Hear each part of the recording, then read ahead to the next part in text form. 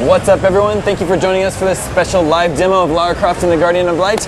We have two young, fresh fellows from Crystal Dynamics here to tell us all about it. Guys, thanks for bringing the game by. No problem. More than welcome. So this is a very different Tomb Raider game. So different, in fact, that Tomb Raider's not even in the title.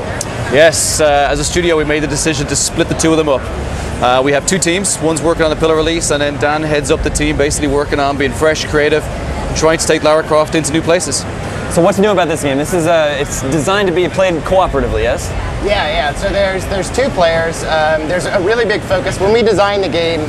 Even though it is co-op and single player, you can play it either way, we designed it as co-op because one of our big points of the game was to try to make it a true co-op experience, is what I call it, where the two players really have to work together to get through all the puzzles and challenges instead of just two people living in the same game at the same time, kind of playing on their own. And so who are the two characters? One player plays as Lara. Yeah, one is definitely Lara, and the other character is the ancient Guardian of Light, Totek, who's the master of the shield and spear, which are great for the combat in the game, but they also serve as some of the co-op moves that you'll see a little bit later.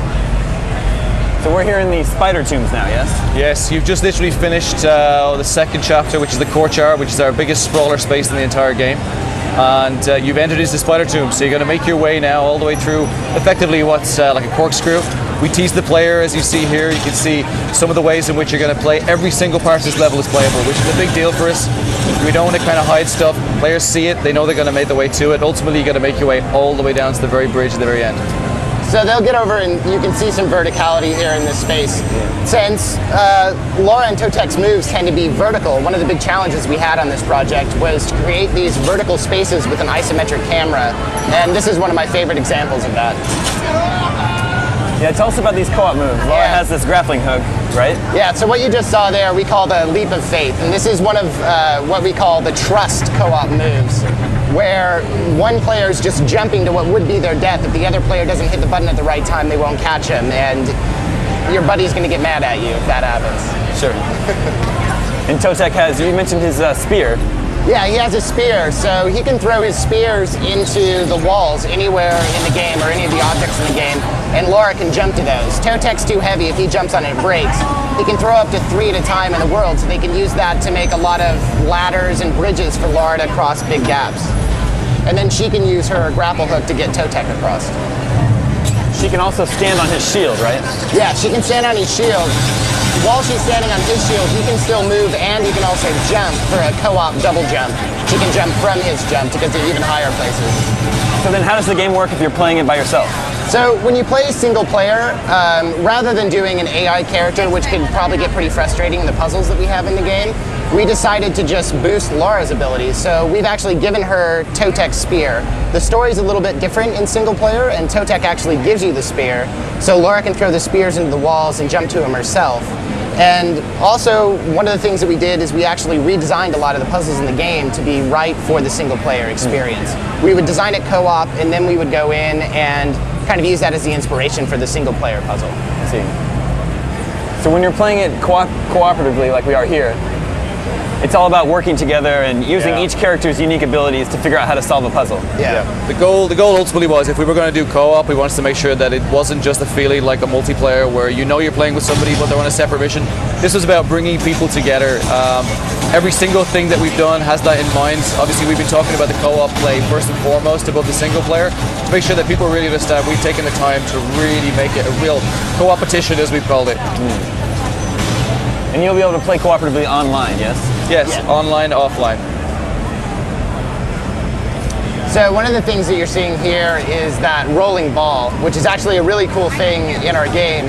It's completely physics driven and really dynamic. The players can, it's really intuitive to just pick it up and roll it around.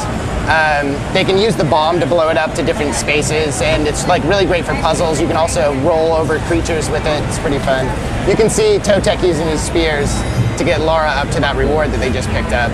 They just picked up a reward that boosts the player's overall ammo bar, so now they can get better weapons and use them longer. And you can see as an example of the co-op, they work together to get that ammunition, so they both benefit from it. Whereby as a player individually can pick up jewels and gems and health packs on their own. When you work together, you get rewarded for it. you can see that they're getting points as they're doing combat. That's one of the co-opetition elements of our game. The game is really focused on two people kind of building relationship and working together to get over obstacles. But there's only so many gems and so many enemies to earn points off of, and you get really big unlocks for the character if you can earn enough points. So it becomes a little bit of a competition of who can get that gem first, who can kill more enemies than the other guy. We've also spent a lot of time working on sort of the casual and the hardcore gameplay aspects. So we have critical and non-critical tombs. So for the casual player who just wants to get stuck in and play through it, you come across a puzzle. If you don't want to do that big puzzle, there's sort of an easy fix to it to be able to help you continue through. But for the Tomb Raider fans, which we wanted to make sure that they were very happy with taking this into this new space, there's the sort of the harder tombs, which you can spend 5 or 10 minutes playing. So really we've built in for the two different players. And there's a lot of replayability. You don't have to do those tombs to beat the game, but it does make you want to go back and beat them because of the likes of we have artifacts and relics, which help things like your health and your bombs and your defense. So there's really got a lot of opportunity to go back in and play these levels over and over again. And when you complete a level, your score is posted to the leaderboards, yes? Correct. Yeah. And we also have achievements throughout the entire game as well. So before you start the level, it tells you exactly what you have to do. An example was there where you came up towards the rolly ball. It tells you if you manage to score a hole in one, you get an achievement, which then unlocks an artifact. If you don't get that by the end of the level, obviously you want to go back in and help to power yourself up before you hit some of the bigger bosses later on in the game. I tried playing this puzzle before. This one, this is a rough one. Yeah.